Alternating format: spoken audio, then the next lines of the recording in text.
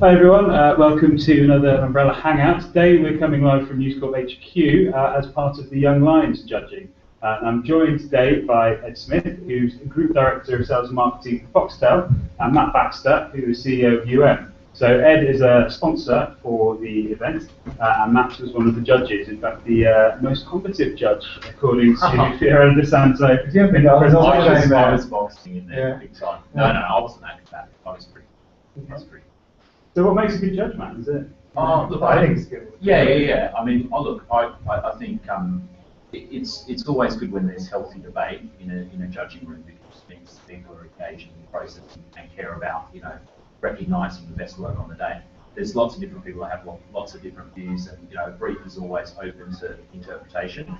And today there was a fair degree of stretch in the brief that was put in front of the media entrance, and some teams interpreted it one way, other teams another. And there was a lot of debate internally between the judges as to which was the right interpretation. I had a view, and some other judges had other views. So there was I've done this now for 5 years, and this was by far the biggest and most divided and hotly debated year that I've ever been involved in. So yeah. But what were the briefs then? Yeah, we had a brief for IQ3, which is our next generation set-top box, which is going to revolutionise people's entertainment experience for the film category. I just have to tell everyone, it's so exciting watching everyone ringing their mum and dad and the atmosphere.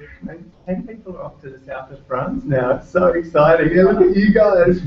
It's just starting to sink in. So yeah, we briefed that in, and it's always so inspiring to see the fresh approach that the Young Lions bring to our work.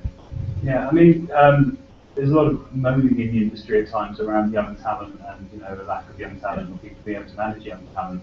From your point of view, Ed, I think Foxtel, do you have many sort of young people? Yeah, we do. No moaning from me. We have really bright, clever new people coming through. We're a creative business, we're a television business and also a very large advertiser, and our business is all about refresh and renewal. And we get very excited each year when we get our new interns and we hire new people in. And similarly with our agency partners, that's where we get our fresh ideas from. And Matt, obviously, I know you've spoken before about managing them, and you said this year already you saw a lot of good young talent coming through. Is it a young man's game now? I wouldn't say it's a young man's game, but I can tell you the standard of talent that exists today in the market and the level of competition that exists in a competition like we have today is so much more advanced than when I was starting out in media. I mean, I often think when I'm in the judging room, I think back to what I would have presented 2 or 3 years into the industry, and as a kind of aspiring strategist trying to get in there and do something really creative. And I think to myself, I would have absolutely bombed. The degree of finesse and poise that these guys have got when they stand up in front of a pretty intimidating room. There's 20 plus judges, they're all CEO or strategy director level people. To walk in and not fumble, not mess up, land your idea, do it in 5 minutes and be creative. Winners! We're just exciting when we're watching we've got a few winners over the table and they're beaming with their smile. So when people say there is a shortage of young talent, there's not. There is some fantastic young talent out there. Probably some of the best that the industry's ever had. But sometimes they get a bum rap for other reasons. But I think generally speaking, pretty outstanding. I remember my first trip to Cannes, being so humbled and walking home each night feeling this big, thinking, wow, the world is so full of so many unbelievably smart people. Like, how can you ever compete where there's just such brilliant ideas? And then when you see the Young Lions year after year go from Australia and compete and finalise and bring home silver and bring home gold, and you realise that we have some of the best young creative talent in the world, it just makes you so proud, because we're a little country, and it's awesome to see that. So no pressure. Make sure you bring back some medals. And sticking on the Cannes tip for a minute, what's your top tip for people going to Cannes for the first time? Yeah. Other than the gutter bar. I'd say I'd give the gutter bar a miss on my first year. I'd say that plenty of sleep and stay focused, because it's an awe-inspiring week, and it's very easy to get distracted, and you get one crack at this. So I think you stay focused, you do your job. Once you've done that, then you let loose. My advice: go to bar. Yeah, that's an interesting stop if it's your first can. There's probably I'm going to be a bit cheeky and give a couple of things. I think number one is actually get along to the sessions. A lot of people turn up a can and they go really hard in the first night or 2 nights, and they end up basically sleeping off a hangover for the balance of the week, and they don't get down to see a lot of the sessions. The sessions are awesome, and you've got to go along to those. So I'd say carve out an itinerary and try and stick to it, and do the drinking around that and the partying around that. And then the other thing is, just have an awesome time, and just to Ed's point, just lap up everything that's there. There is some awesome stuff going on, not just in the conferences, but outside of the conferences, and people to network and meet. And you're mixing it up with some of the best and smartest people that the industry's got to offer. So enjoy it and grab it with both hands.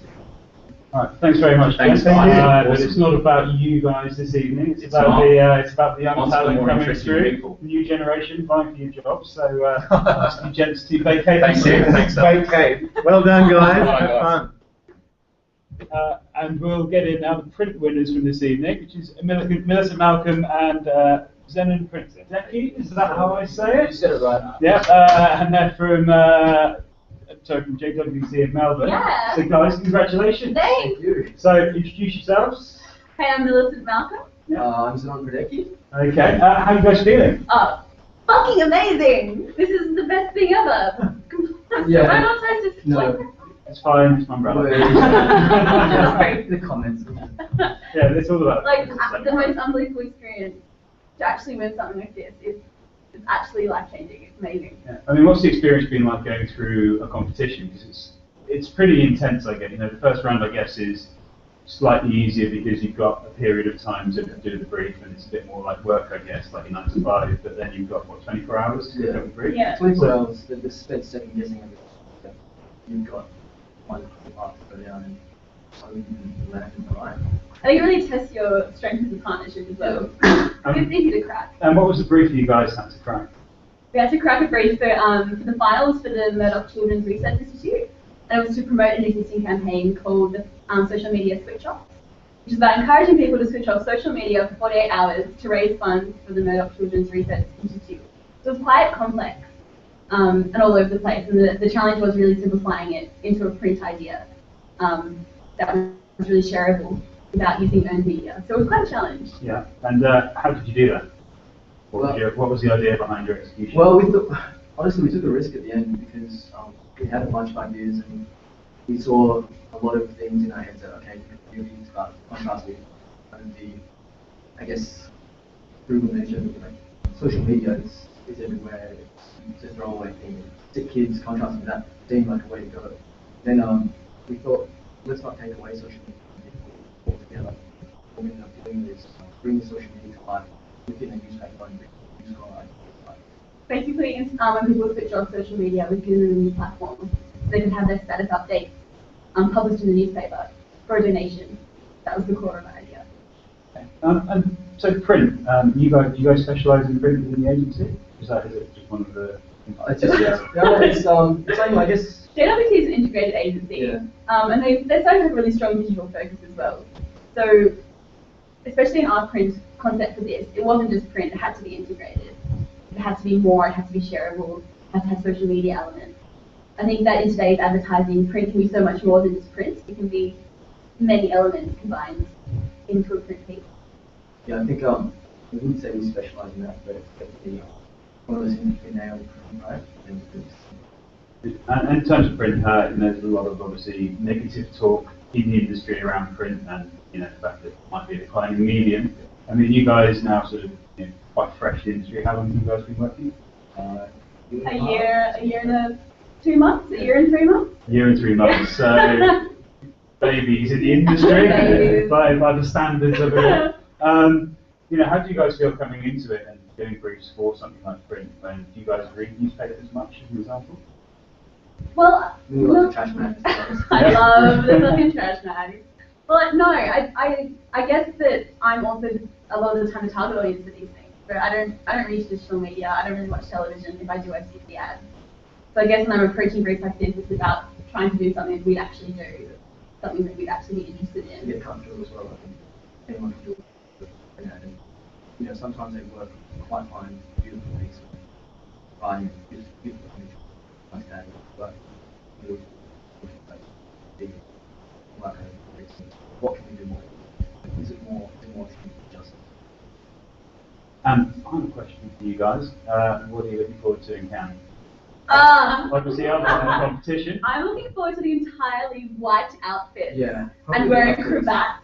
Apparently everyone wears cravats and white outfits. Yeah. There is some of that, yes. I will clearly be purchasing some cravats and white outfits. You start practicing my Russian.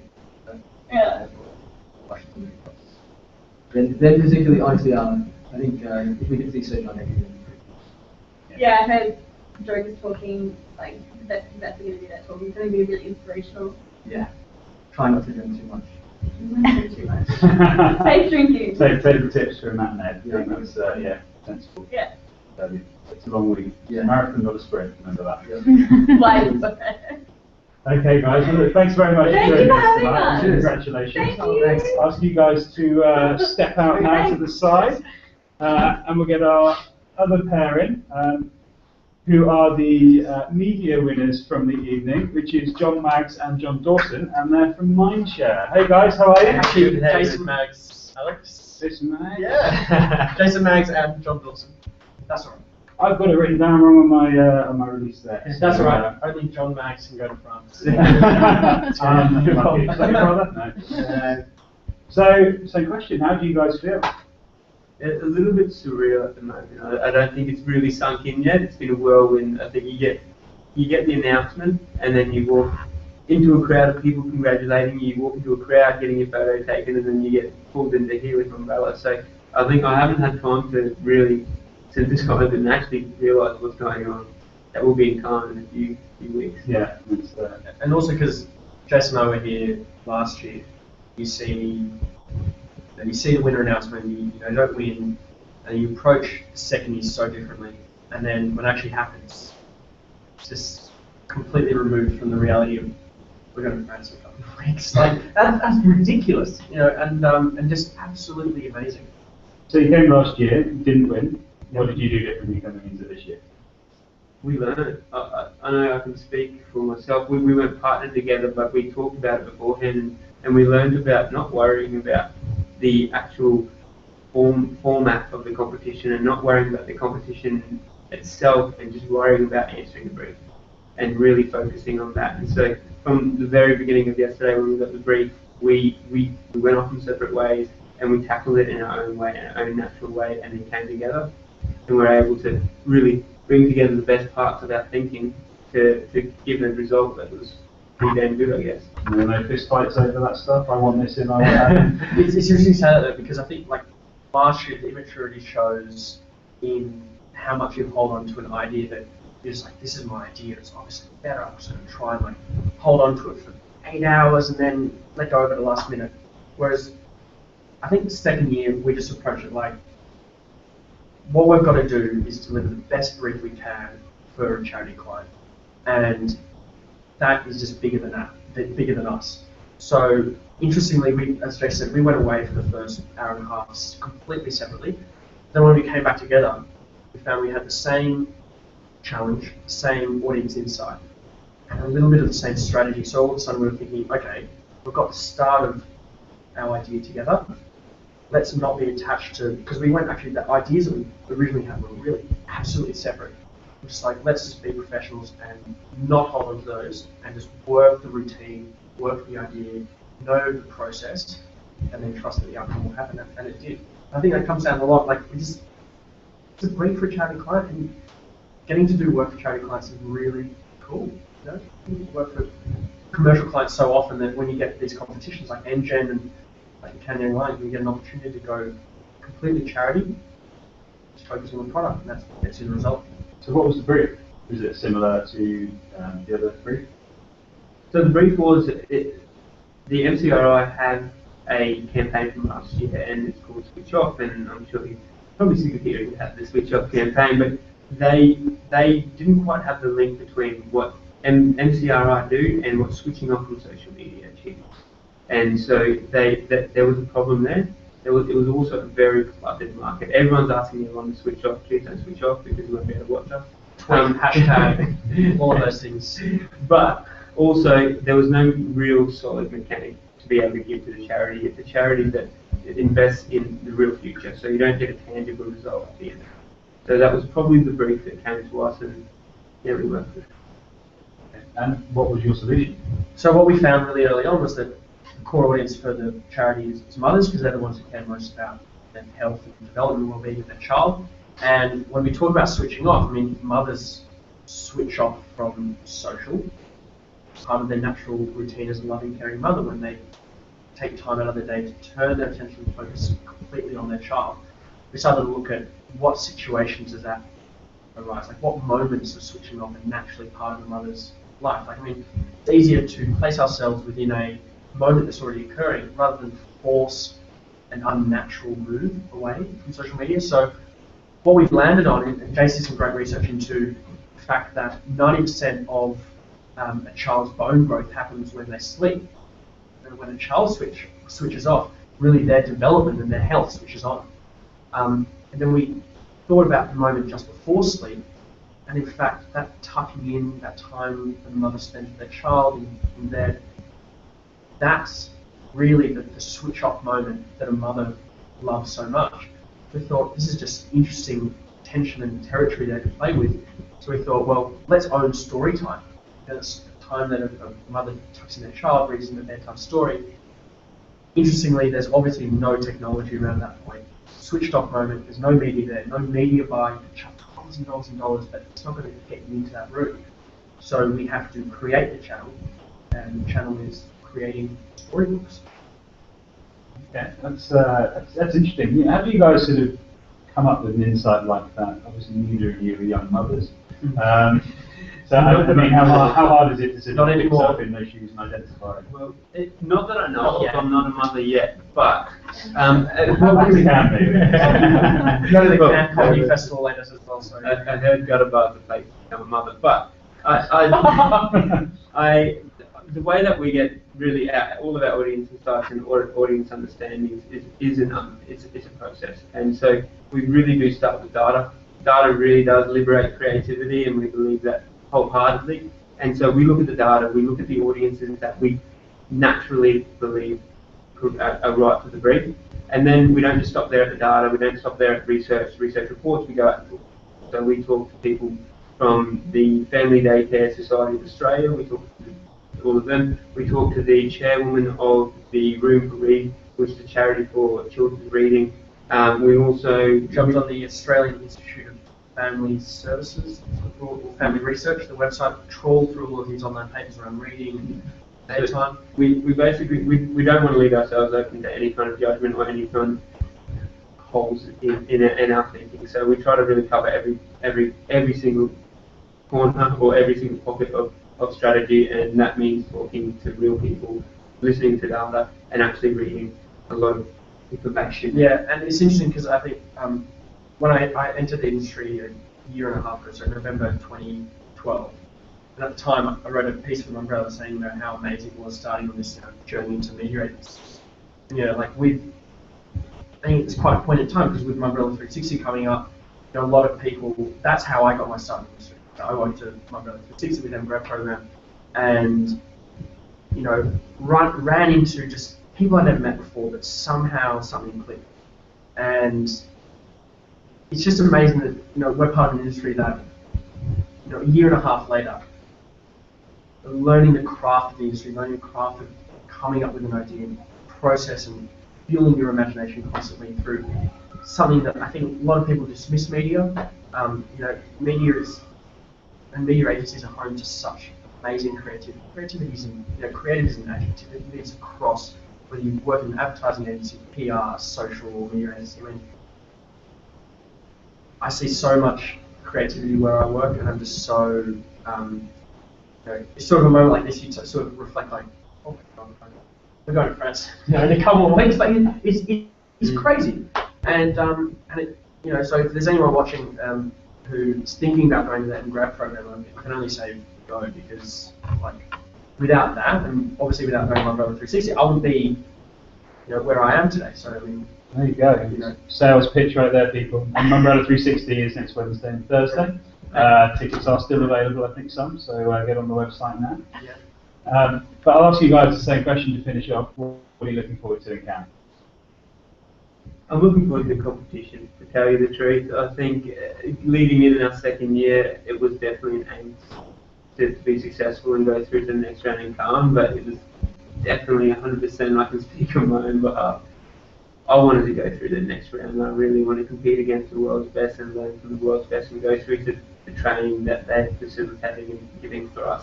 I'm really excited about that part of the carnival. And then, of course, I'm really excited to go down and check out France. It's my favourite country in the world. I'm just really excited. Well, I've never been to France before, so I'm incredibly excited to go. But I think what's interesting with competitions like this is you form such deep friendships with people that you're in. It's like super intense. You think it's really sort of itchy and crazy. But actually, at the end of the day, it's just such an amazing opportunity to meet great people. And so, to Jason's point about getting involved in the competition, I mean, I can't wait for that and to meet just amazing people who are there to have a great time and to learn and to put out their best product. Some fun. Excellent. Well, thanks very much, guys. I'll be in camp as well, so we'll try and catch up, maybe do another hangout end of the week. And you guys come home with some metal. Yeah. Thanks very much. Thank you very much. Thanks everyone for watching today. We'll see you again very soon. Cheers.